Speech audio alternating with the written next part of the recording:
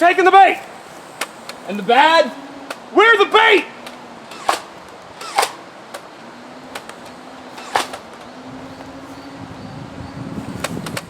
Cover for me. Covering. Move through, move through. Moving. Set. Moving. Running low on ammo over here. Yeah, I'm down to the 1.5 mags. Come on. We can get them back to the hold location. We got plenty of ammo there. And I got cover. Move. Moving.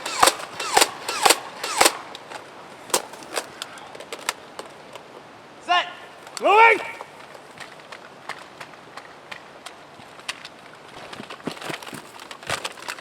Covering. Moving. We have to hold this ground. Running low on ammo. Yeah, me too.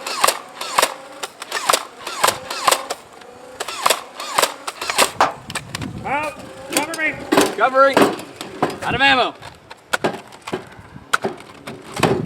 Get the belt. Grabbing belt. Ready.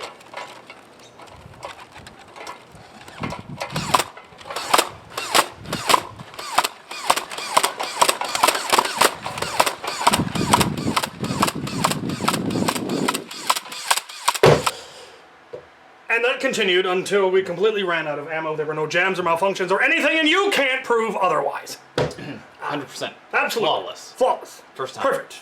Only one take. Absolutely. We are professionals. So, this is one of the coolest things I have ever seen. It could definitely use some more refining, but this is very much the prototype, and that was the point. You wanted to send it out to people to thoroughly test it and give our ideas on it, and the concept is absolutely Amazing. magnificent. If you're unaware, because you don't watch my fan mail videos, which is perfectly understandable, this is a belt-fed magazine, essentially. So you can be put in, it has a magazine top, you can put it into any magazine-fed blaster that you feel like, and it makes it belt-fed. Which is yeah. The belt is 3D printed. He said, I believe, probably 100-round belt. We discovered you could only get about 75 rounds of it into a 30 cal ammo can. It's all And be able to close it. Yeah, and be able to close it. They're just 3D printed links held together with just standard finishing nails that you can get it anywhere.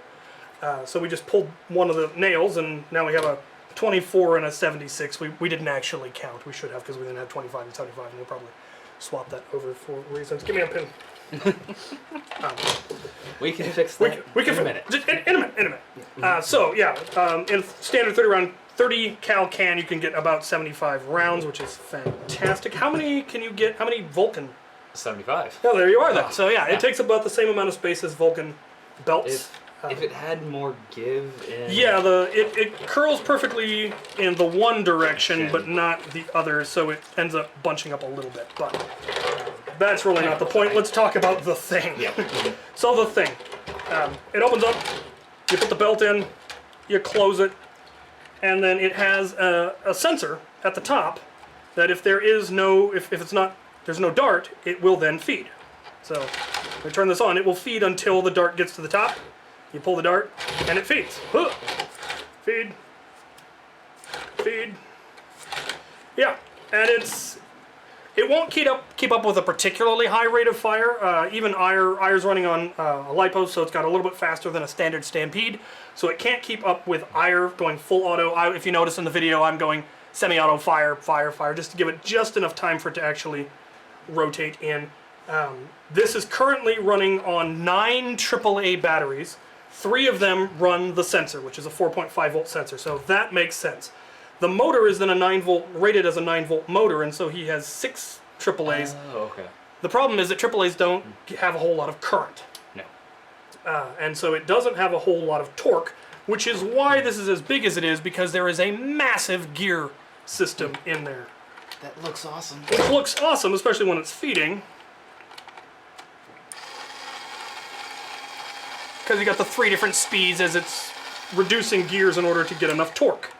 Now, I thoroughly believe that if he had used a more powerful motor, something like a 12-volt motor, and run it on a 3S LiPo, you would have then had a lot more torque, which would have allowed for less gear reduction and a smaller overall build.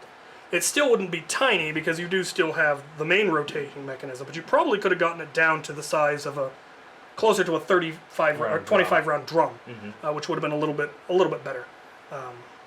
But having the teeth that big, they're not going to break, and I do like that.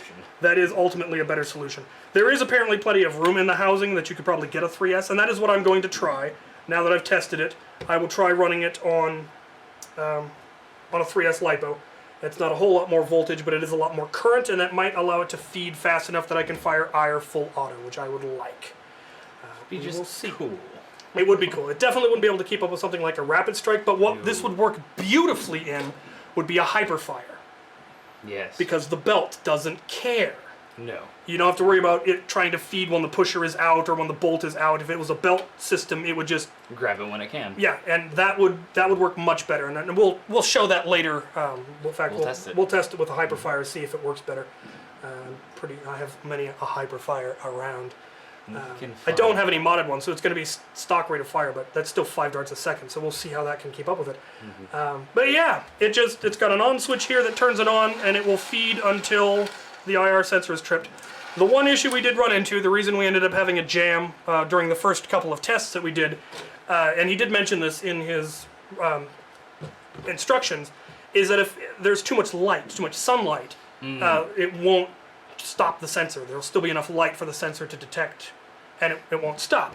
And the top of a Stampede's jam door is perforated, and the sunlight was beaming right into it. So once I put my hand over the top of it, then it worked fine, and it fed beautifully.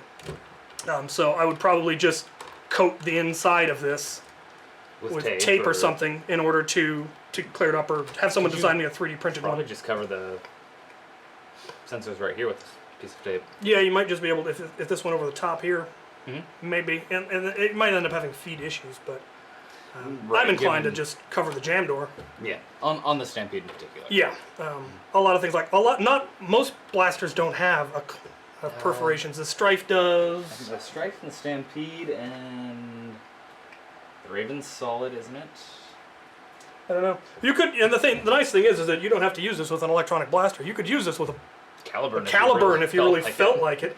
No, this is not a Caliburn. This is, of course, an Alpha Trooper. I wanted something with slam fire so I could demonstrate that. Well, let's try some single shots first.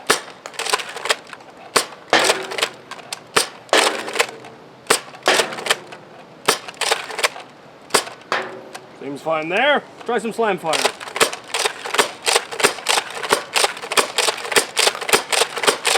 If you were doing a dedicated marksman in a fixed position, this would allow you to have just ammo for days and never have to change your magazine.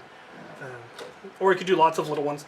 It really does, if you're going to be doing it full auto, it does need to be crew served. You do need two-person. You need somebody who's feeding the belt and somebody who's firing.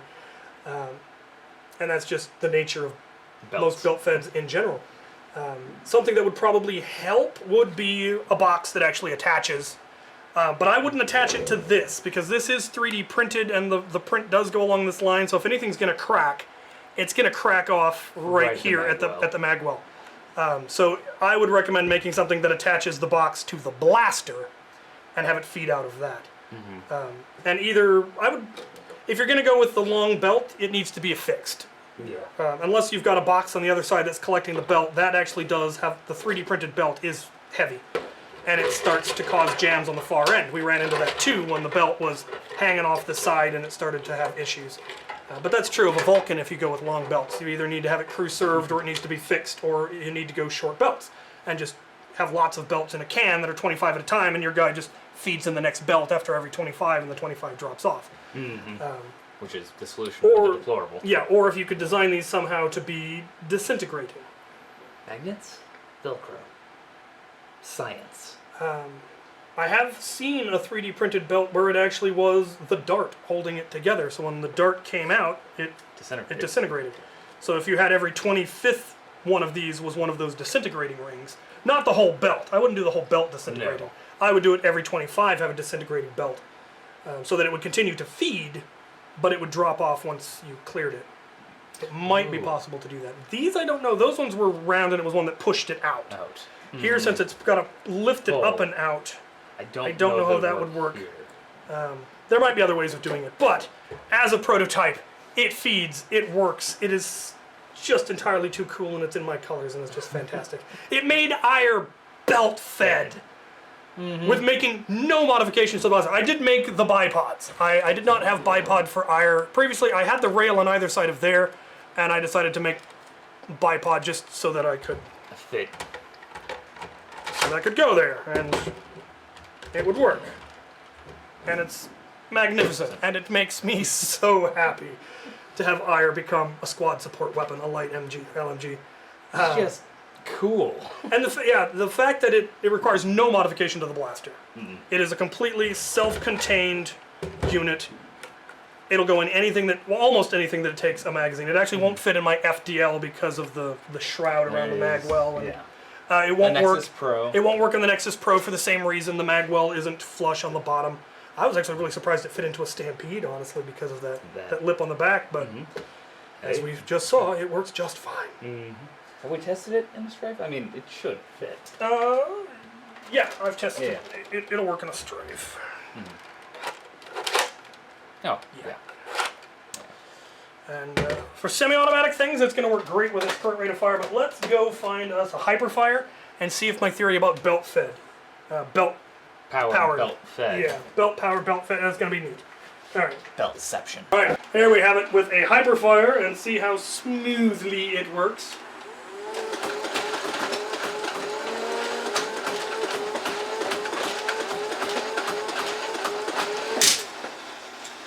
Will you look at that? All right. That's neat. Now, That's just cool. It would definitely not feed if you were running about being active. I definitely would not trust my life to this in an HVZ. But in a fixed position, covering something, it could potentially go for a lot of firepower. And obviously, like I've said, this is a prototype. This is the earliest design. He's sending it around to all of us fancy folk to give it a try and put it through its paces and see what new iterations can be made. I would definitely say rebuild it for LiPo. Find a heavier, torquier motor that runs on a 3S LiPo and use that. It should allow you to reduce the gears, and I think it would feed better. Possibly improving the feed mechanism here, more of a chute, so that it doesn't have as many issues feeding. But that's just the coolest thing. EIR is now belt fed. There are people making grunting noises in the background, like some sort of savage. And I am filming here! I am professional! How very dare you! Water! These are wonderful people, and I appreciate them greatly. They brought me ice cream. Thank you for watching, and thank you for the gizmo. This is the coolest gizmo. The person probably has a name, and I should probably mention it. I will splice it in. Links will be in the description if there are links for it. I don't know yet. All of that jazz. There's going to be a lot of editing involved in this video.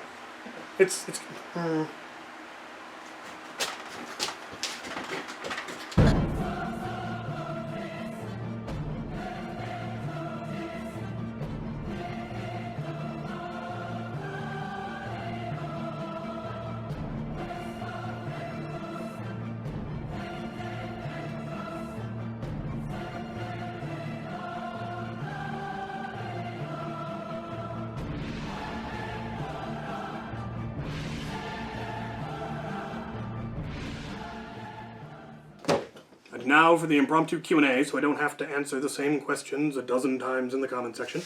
A couple of questions I know are probably going to come up a lot is, will it fit in this blaster? I don't know. If I haven't tested it, if you didn't see me test it in this video, I probably haven't tested it. There are dozens, if not hundreds, of magazine blasters out there, and I have not tested every single one of them. If the blaster can take a 25-round Nerf drum magazine, then it can almost certainly take this. If it can't take a drum magazine, then it almost certainly cannot. But I won't guarantee that. Use some common sense. Figure it out. The next question that you're probably going to ask is, will it work with X ammo type. I don't know. I haven't tested every ammo type. We tested it for this video using Adventure Force waffle darts. I do plan to do tests in the future where I fill the belt with an assortment of random darts. Good darts, new darts, old darts, beat-up darts. And see how well they feed and how prone it is to jamming, and if there's certain dart heads that don't work very well or ones that work particularly well. I haven't tested that, but I will be doing that in the future. I will be putting it through a battery of additional tests because I want to actually get some good data to send back to the creator, Domochevsky, and give him ideas for the next iteration. Obviously, we've already discussed making it lipo, making it a little bit smaller by using a torqueier motor, stuff like that. There are some more things that I would like to test. Another thing that I'm sure people are going to point out is that the darts up here in the top never get fed. And that is correct. Once the belt goes all the way through, there's nothing to push these last few darts into battery. And that's just the way it works, unfortunately. And what we did in our testing is that we filled that with darts before we put the belt in. So you got the full belt's worth, you just don't get the 8 or so darts that are here in the top. And I thought of a couple of ways that you might be able to make that happen. If you had some kind of a follower that came down that you loaded those darts with, that was then held in place when you put the belt in, and then when the belt went all the way through, that follower then kicked in and would pull the last couple of darts out. I don't know how easy that would be. I don't know if that would even be possible, but I do think it would probably be more prone to jams and cause more trouble than it would probably be worth, in my personal opinion. I can think of a number of ways that it might be possible, but I just don't think it would be worth the added complexity and thus the added tendency for mechanical failures, because the more complex the thing is, the more likely it is to fail. So this was really, really cool, and I'm really looking forward to future iterations.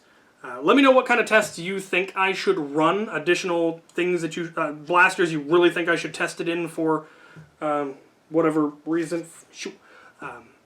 I do want to try it in a stock Stampede and see if it can keep up with that rate of fire the way it is.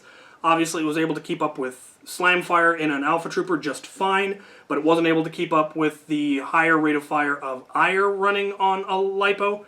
But something like, again, the Hyperfire or the Regulator, it should work fairly well because those use a belt instead of a pusher. Now, I don't know how the Regulator's select fire would play with it, but that's something I may test. I may try a Regulator. But let me know if there's other blasters you would really like to see me test it with, and I will add them potentially to the list. So, yeah, give me ideas for how this thing should be tested, things that you're curious about, and we'll see if this can't be made even better than it is, because this is already just one of the coolest things I've ever seen. So, again, my thanks to Domochevsky for sending this to me, and my thanks to you guys for watching.